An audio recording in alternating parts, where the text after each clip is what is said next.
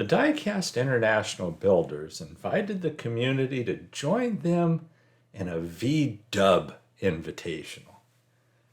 Well, I had these two Matchbox Superfast number 31 Volks-Dragon castings. Obviously, they're a little play-worn, a wee bit weathered. Interesting thing, out of the two castings, one had a better body, but the engine was beat to hell, cracked, and it didn't have a windshield. The other one that had a terrible body, a much worse body, had a great engine and still had the glass, and the glass was in surprisingly good shape.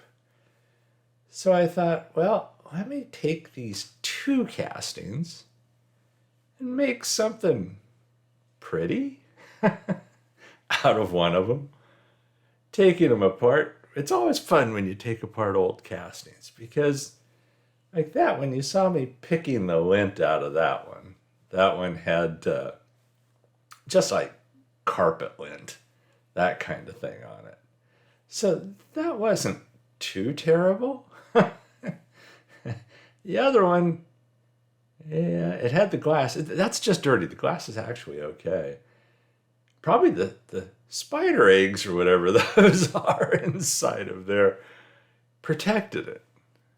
Yeah, I'm reaching for the tweezers here because I started to grab those spider egg things out of there, and I thought, I know there's nothing in there, but it's still kind of creepy. So, yeah, I got them out of there.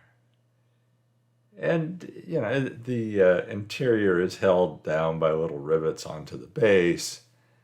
The glass, as you saw, just fell out of it, but the engines are held in, as you see me drawing out there. There's plastic on the bottom of the engine that goes through the roof. And then there's a tab that holds onto the back, right above the rear bumper area.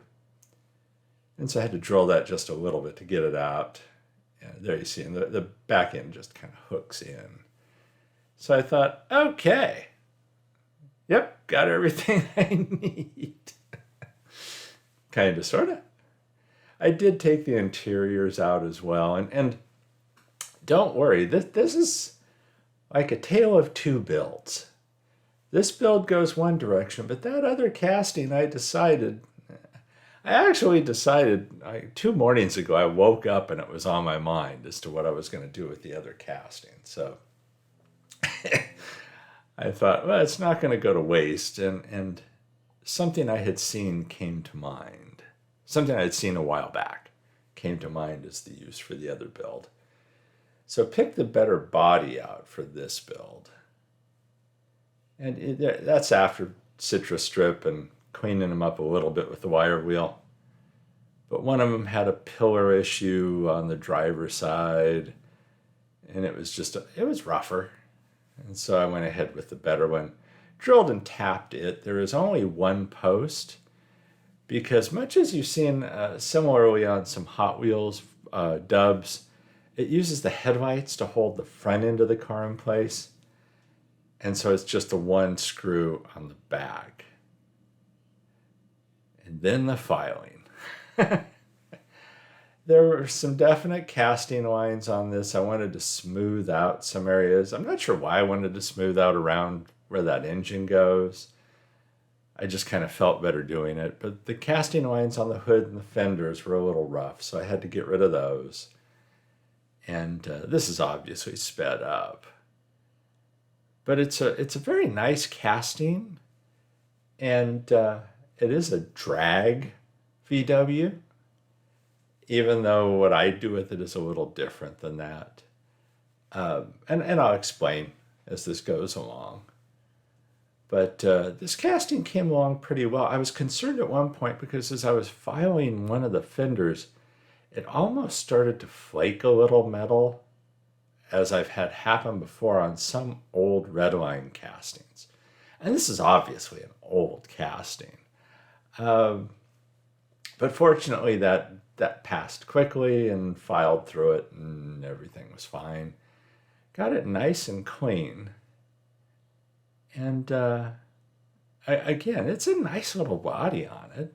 It's a larger VW. It's not tiny like like some of the Redline ones are just, it's a tiny VW. This one's a little bit larger.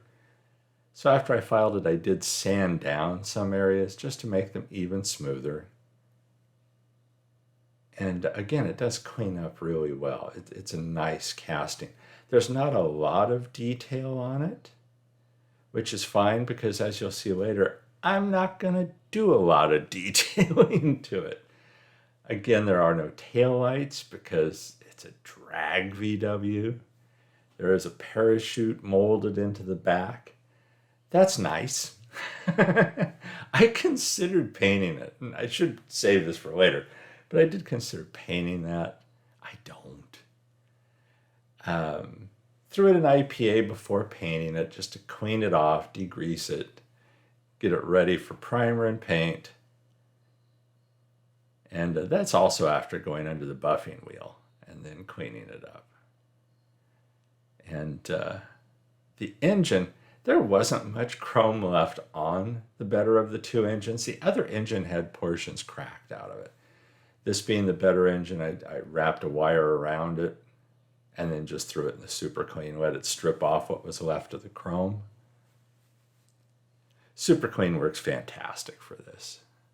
And especially in warmer weather, it's kind of like the citrus strip. It's like citrus strip when it's warm, man, it'll completely strip something in relatively quickly. I can stick it in the backyard, stick it in a jar, stick it in the backyard, and pull it out of the citrus strip, and it'll be completely clean in like 2 hours without even thinking about it. And so there you see the clean engine. I don't do like a Molotow chrome on it. What I end up doing on that is the aluminum chrome spray I've used before. I took the wheels off this old Hot Wheels COE. Those are real riders. And I picked up a bunch of these castings because I love the wheels. I wanted to throw them on bone shakers too. But I end up also spraying these wheels with the chrome / aluminum spray. Did clean up the body or the chassis. Threw it in there to clean it up. Threw it in the lime away.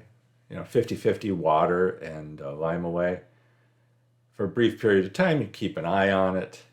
Cleaned it up pretty well. Did hit that with the wire wheel again to spruce it up. And while I was at this, I decided I wanted to paint that interior, and I just hit it with black primer. Because a lot of times I just like the flat look of the black primer. It's kind of a grayish black. And it looks really good on an interior of a car. And it works well on this one. At least I think so. Once I had that interior or the chassis all cleaned up and everything, I did go over it with flits and the Dremel tool. Here you see me trying to clean out some of the remaining flits. And the Renaissance wax works great at lifting out any remaining flits that gets... The flits that gets in the nooks and crannies, Renaissance wax, in addition to sealing it, also helps to lift out a lot of that wax, a lot of the remaining flits, which is something I love about the Renaissance wax. So if you've wondered how to get some of the flits out of the nooks and crannies sometimes, that's an easy way to do it. It's almost like a cheat. Somehow the Renaissance wax just gets it to lift. And again, the Renaissance wax puts a nice final wax coating on it.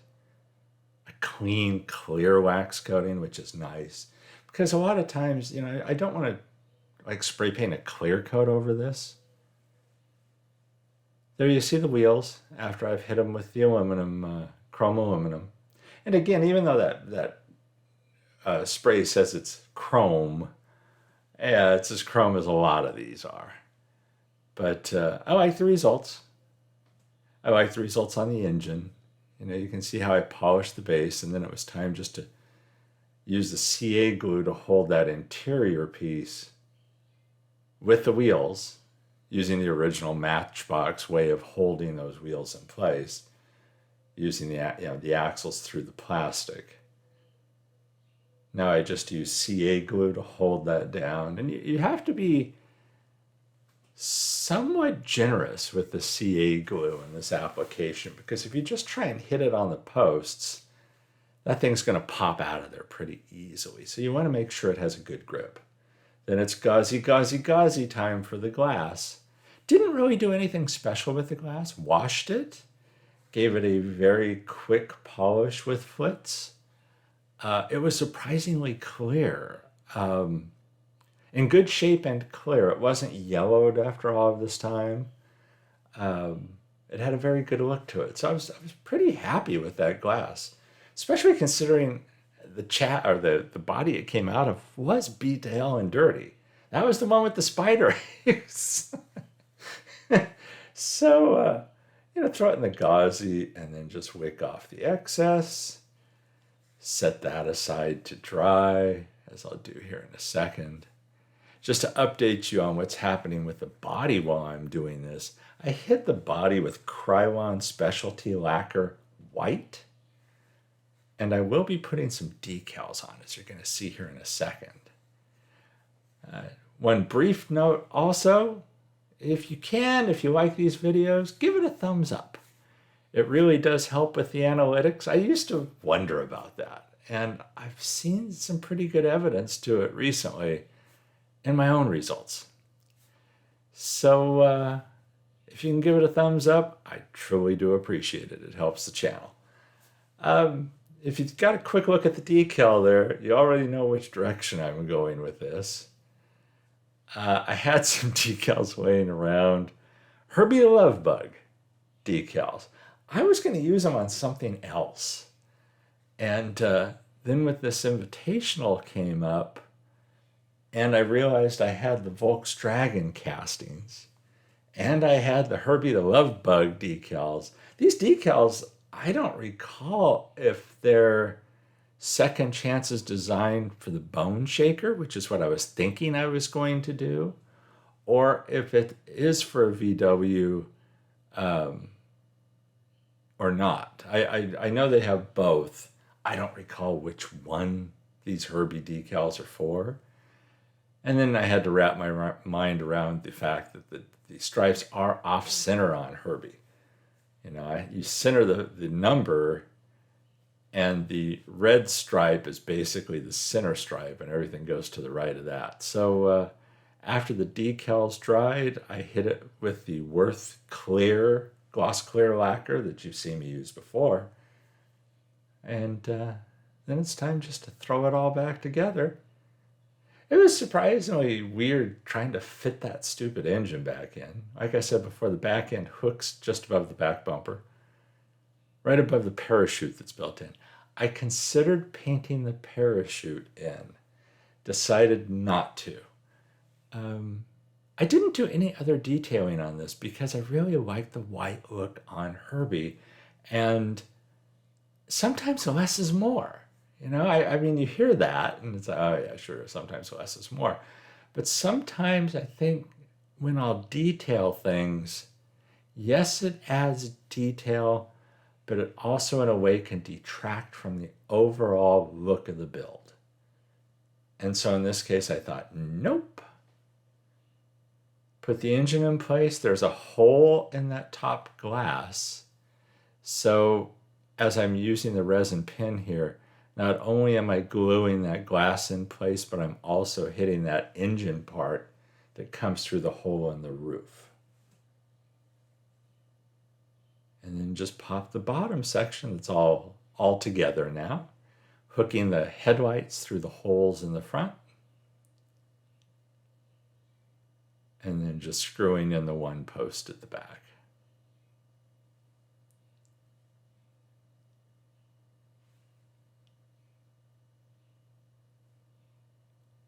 When I use the hex head, the button head screws, I always like it because of how the screwdriver holds them so well. And I think the wheels worked out well on this. They fit perfectly. And it rolls. It rolls better than it looks, or it actually does roll. So here you see where it started.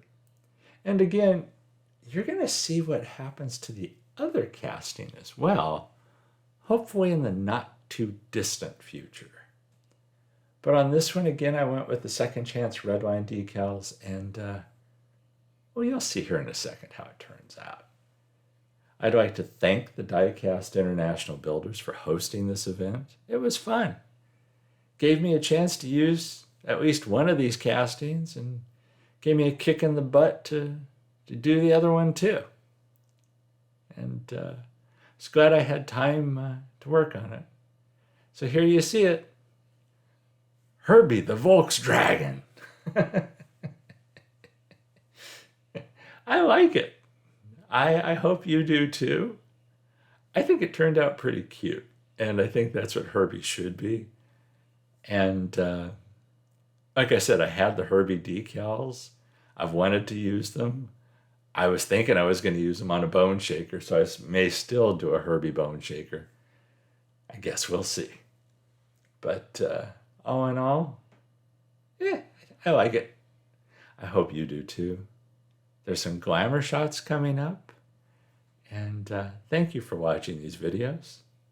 Everybody stay safe and healthy out there. And I'll catch you in the next one.